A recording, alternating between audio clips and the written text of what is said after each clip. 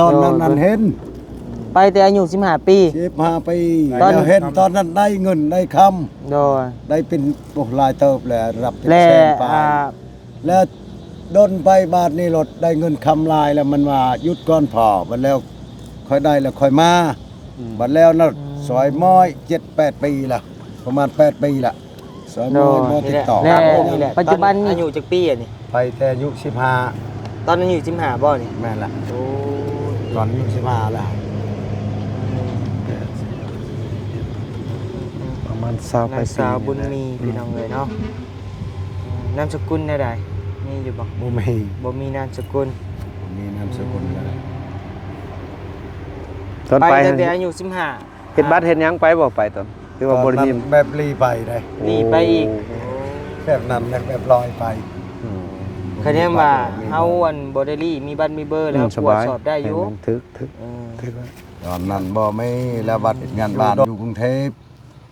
เดี๋ยวดนไปโหลดตามหม้อเล็กหม้อเบอร์เขาเว้ากันว่าออกนอกแล้ว แบบนี้เงินคำใดบ่ได้ตายแล้วเป็นยังเขาว่าแต่ว่ายักเมื่อกินฮอดอยู่พ่อแม่แต่ว่ายังเมื่อบ่ได้ยังบ่มีเงินแล้วไปเชี่ยง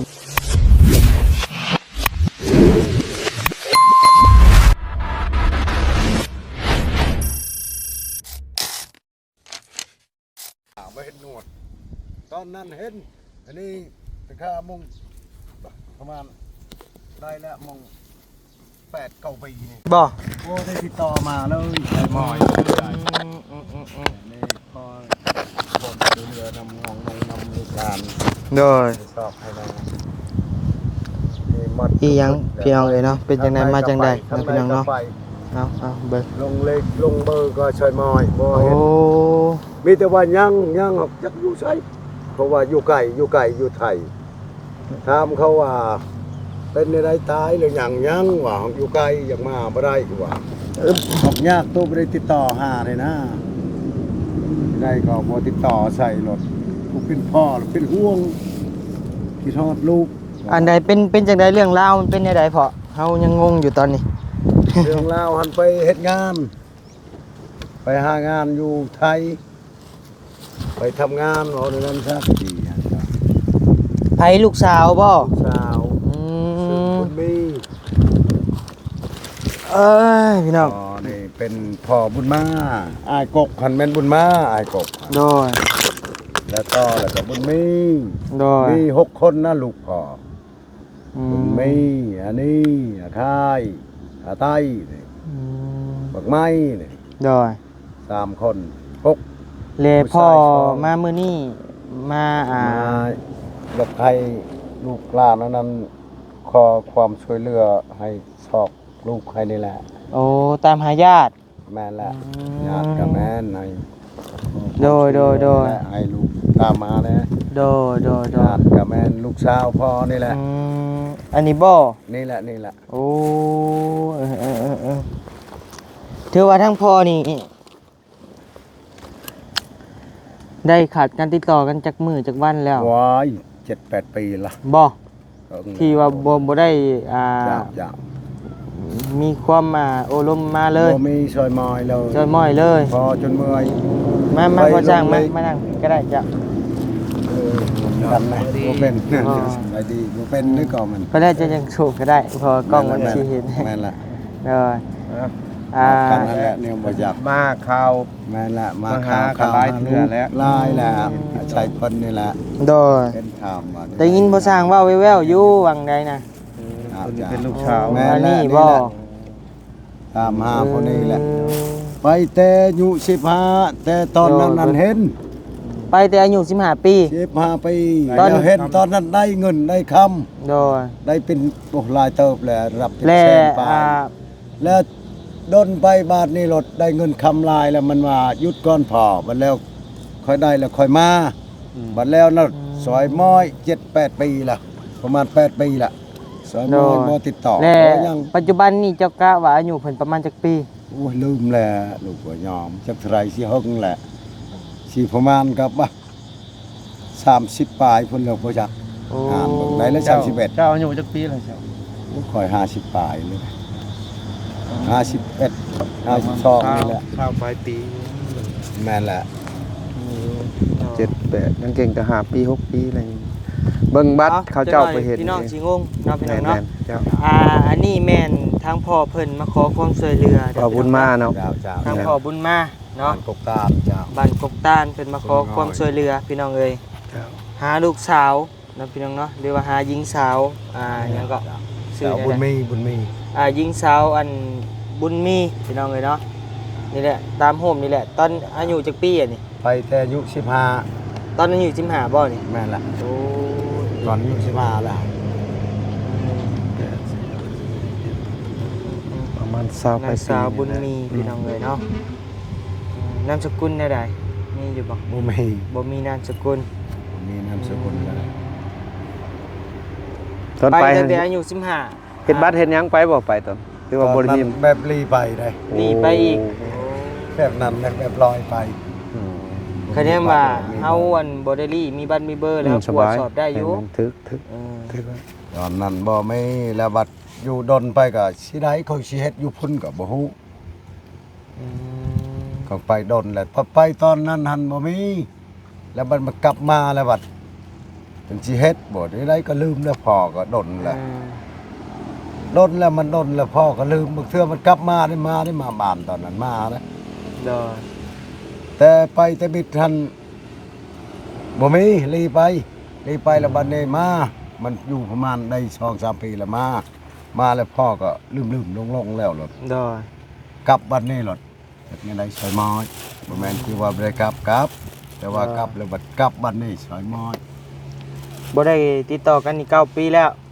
7 ปี 7 ปีโอ้ ประมาณนี้แหละ เป็นเวลายาวนานแฮงพี่น้องเอ้ย เติบนะมา7 ปีแล้ว 7 ปีเลย บ่ได้ติดต่อ ก่อนที่บ่ได้ติดต่อกันบ่มีปากเสียงหยังกันบ่ได้ บ่ได้เว้าหยังกับลูกมีแต่ลูกเว้ากับเอื้อน้องเขาอยู่พุ่นเขาว่า มีแต่ขอเงินแล้วหยุดก่อนมาให้บ่ติดต่อหาคอยเด้อว่าแบบนี้สิ โอ้ เชิง ว่าไงเครียดเจ้าบ่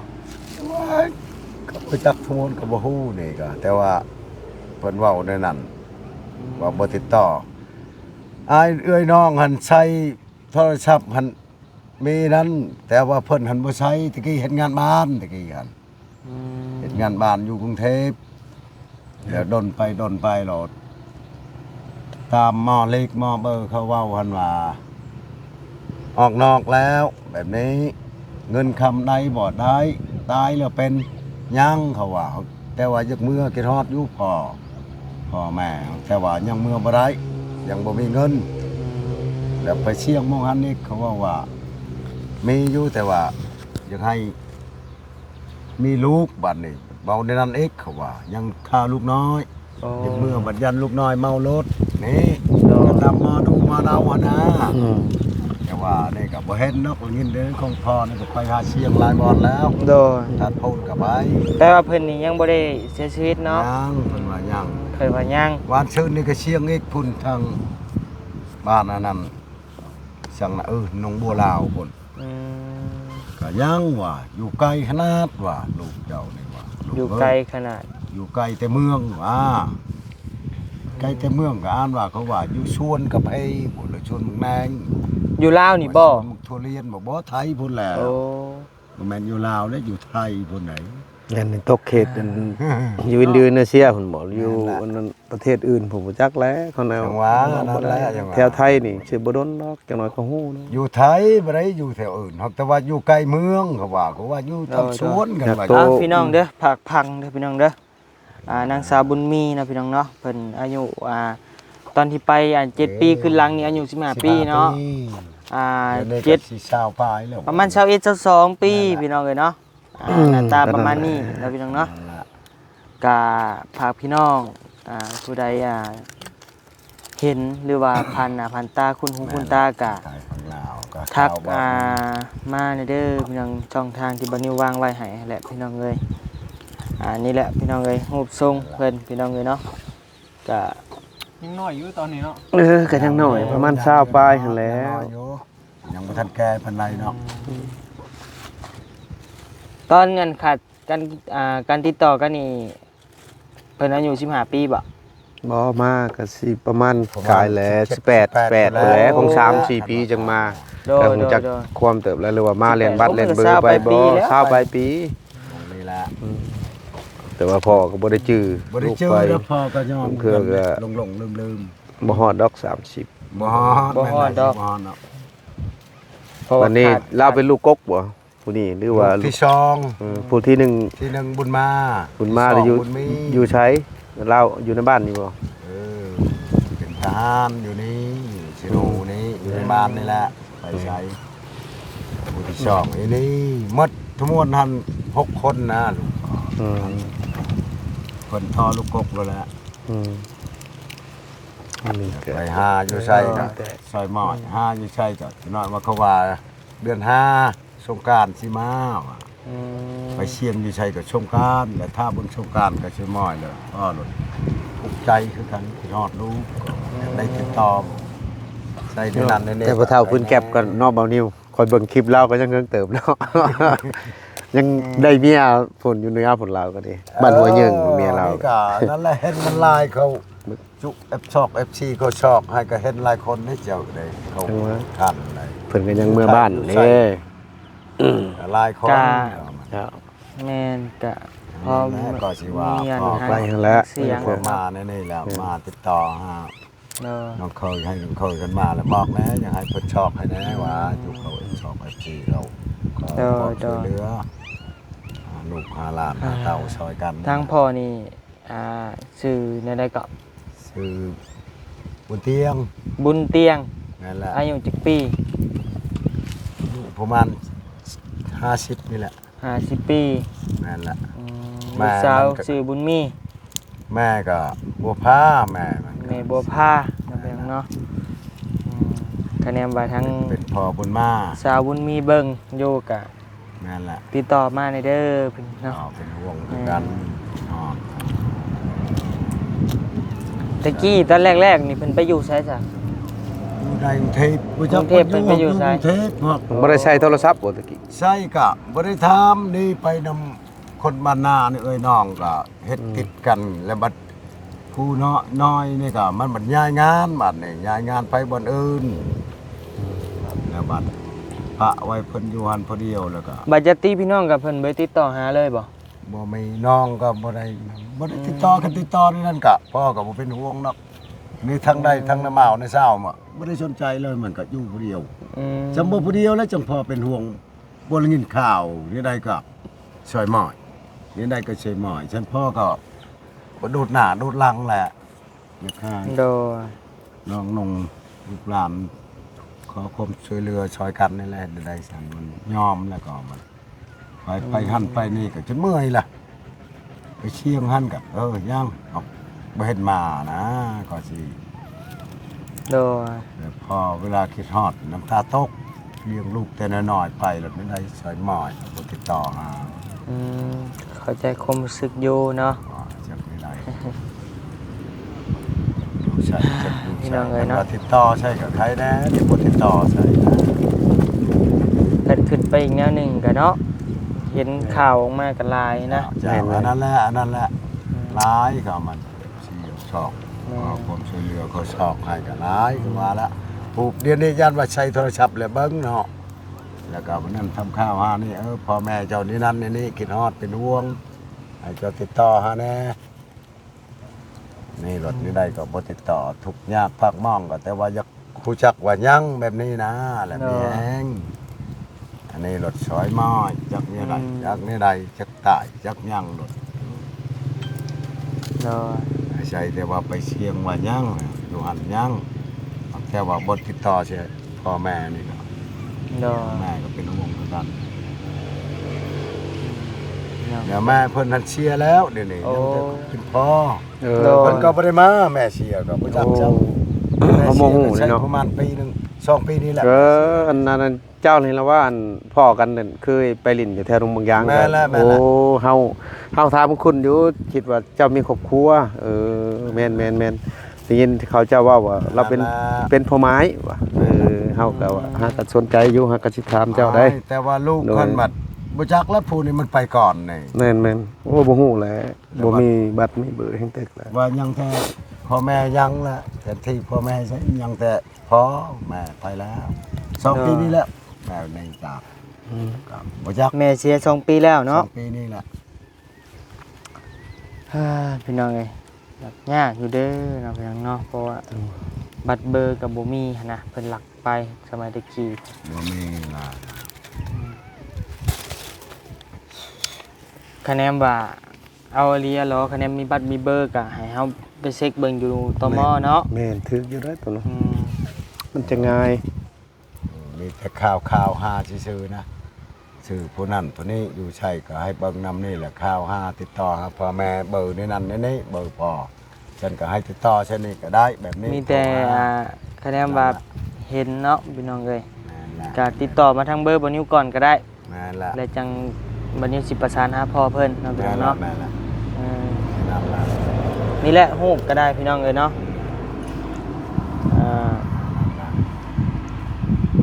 ผ่านไประยะ7 ปีเนาะ จ้า ก็จักสิเปลี่ยนสำได้แล้วก็ ตอนนั้นยัง นี่แหละพี่น้องเอ้ยเนาะ ตอนนั้นยังเห็นอันนี้ฮะก็ผ่านไปประมาณ7 ปีนี่แหละไป อันนี้พ่อไปอัดมาใหม่บ่นี่ เจ้า เออ อันใหม่นะ เอาอันนี้ฮู้ไผจ้ะ พอนี่แหละ อืมพี่น้องเอ้ยผักพังในเด้อพี่น้องเอ้ยเนาะเคสนี้เฮ้ยอยู่ว่าใดๆบ่นี้ก็ จักแนวเว้า บ่จักแนวเว้าพี่น้องเอ้ยเนาะ มันเป็นที่ว่าคันเฮาคันสิว่าเสี่ยงไผเสี่ยงหยังก็แบบว่าเฮายากใจมันบ่เห็นข้อมูลพุ่นน่ะตอนเฮ็ดบัตรเฮ็ดเบอร์ไปใครอยู่ ให้ข่าวหา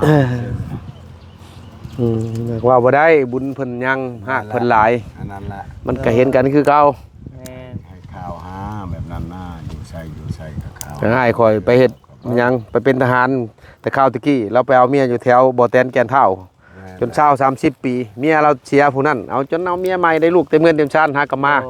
เลยบ่เมื่อเลยเดี๋ยวนี้เราก็ แม่นบ่ มาขนาดอายุยัง นี่ก็คือกันนั่นแหละคันว่านั้น เอาบ่ได้ ก็มันฮู้จักเลยนั่นนี่ก็เขาก็ทำข้าวผู้นั้นผู้นี้นี่เบอร์ผู้นี้ฮุบพ่อมันก็แบบนี้นี่ฮุบ โดยพี่น้ ลู อง ก เอ้ แบ ย บนี้ไปติดต่อหา กับผักพังพี่น้องเอ้ยเนาะ อย่างนั้นนี่นะครับโทรหาทางนี้แล้วก็ทางนี้ติดต่อหาทางพ่อ สาวบุญมีเนาะชื่อเนาะ เจ้า นามสกุลบ่มี บ่มี อายุประมาณ20 กว่าปีพี่น้องเอ้ยเนาะคนสูงบ่ บ่ได้สูงนี่แหละแบบนี้แหละบ่ได้สูงบันไดธรรมดา ซ้ำบ่แม่นสุก แม่นแหละเด็กๆซ้ำนี่แหละ เพราะไงคนอุบวบเนาะคนอุบวบพี่น้อง แม่นแหละบวบคือในห้องนี่แหละ ในสุกก็เห็นบ่ ถึงอะไรเอามันก็ลงเฮียนนี่เด้ตอนนั้น มาเข้าโรงเรียนนี่ แม่นแหละ นี่แหละ ลงเฮียนในบ้านก่อยนี่ เข้าโรงเรียนห้องเดียวบ่หรือ มสาม เราเข้าก่อนบ่หรือเข้าลำหลัง ลัง เราลำหลังคือว่ายังอ่อนยังอ่อนจ้ะ สี่โมง สาวปลายปี แม่น 28 29นั่นแหละยังฮอด คุณแหละ แม่นแหละ เบิ่ง รุ่นน้อง ใช่จังใดก็จังว่ากันอีกเทื่อนึง เรารุ่นเบิ่ เนาะ งว่าสิเป็นจังได๋ เดี๋ยวสิติดต่อทางบอลี่เข้ามาเบิ่งอีกเทื่อนึง เด้อ จ้า หรือว่าทางทีมงานนี่บอบบี้เนาะซอยๆกันพี่น้องเอ้ย ลองเบิ่งหลายช่องเบิ่ง ทางสองทางจังว่ากันอีกเทื่อนึงเด้อพี่น้องเด้อไปจังไดก็สู้ๆเด้อพ่อเด้อ จ้า ถ้าว่าบุญยังมียังพออันนั้นกันก็อาจจะได้กลับมาหากันเนาะ จ้า คะแนนว่าชื่อว่าจังใดพี่น้องชื่อว่าในใดก็บ่ได้นะต้องรอเบิ่งพี่น้องไง ว่าบ่เป็น ช่วยเหลือชอบไปในนี้ละ หากพอไปเบิ่งหมอเบิ่งยามมาแล้วก็ ยัง ยังบ่ได้เสียชีวิตเนาะ เอาแต่ว่าอยู่ไกลจะอยู่ใช้อยู่ไกลว่าไกลแต่เมือง อืม คนเรา ยังเป็นคนคือเก่าเนาะ ว่ามีขู่มีคิงไปแบบนี้ตะกี้ว่าบ่มีแบบนี้หมดมาก็ว่า เว้าได้หมอกับบัดเคสก็เคสได้ โดย เห็นงัวแม่เฒ่าของนี่เพิ่นไปจุมเฮาไปหาช่วยเพิ่นบ่เห็นว่ะ อันมันยังผูกงัวเลยบ่ได้เอ็นครอบนางธรณีป่ะ อ่า ห้องใช่เพิ่นป่ะบัดห้องใช่ เราเห็น ตอน บอก เช้าบัดตอนแรกมาเห็นมันคลองพระเจ้าเองแล้วไปหาเห็ดมาบ่เห็นโอ้เจ้าของเลยปงปลาหวานเลยซะว่าแล้ว นั่นแหละ โอ้ กันบ่เชื่อก็สิเชื่อ แม่นโย่ เนาะ หาอยู่เมื่อยแม่นแล้ว บ่เชื่อก็เชื่อ บ่ได้คันมันคลองนี่ก็จะตายแล้ว2 มื้อ 3 มื้อเลยไปหาหลอดจนเมื่อยแดดช้ำ ไปกินน้ำกินในเนาะ แม่นนี่ว่าไปเห็นมันคลองน้อยหนึงหลอกแปลกๆโอ้มันก็เป็นตาหน้าเสืออยู่น้อยหนึงงมแหน่บ่งมแหน่หั่นแหละคันเห็นก็สาธุบุญ ไม่ได้ละคนนั่นละ มันเหิงเนาะดำปีก็ใครอยู่ดำ7-8 เดือนเลยเป็นเสร็จครอบครัวเฮาแน่น มัน7 ปีนะมัน ดำปีนี่ก็ยังพัวพันหากันก็ยังว่าข่าวกัน 10 ปีก็ยังเห็นได้ตามเบิ่งข่าวในอันนี้ จังว่า เนาะ บุญวัฒนาเลยยังเห็น เนาะ มีเป็น10 ปีจนที่การที่เราบ่แล้วถึงโนดก็มันก็ยังติดต่อเฮ็ดกันอ้าว เพื่อว่าบ่ได้ FC เขาละสอกนั่นนี่ละ เนาะ คือว่าละสอก และเป็นหูเป็นตาสอดกันบางขณะรุ่นเพิ่นยังก็น่าจะเห็นในการสู้ๆพอเลยเนาะ แม่น ก็ในนั้นละบุญวัฒนามันนั่นก็ยังที่เจ้ากันคือเก่าหั่นละ โดย ลูกกับพ่อ โดย ชอบ อ่า กัน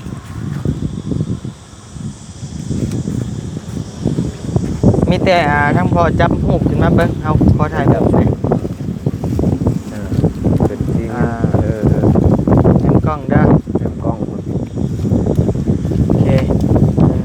มีแต่จังไดก็จังว่ากันเด้อพอเด้อถ้าว่าเฮามีอ่า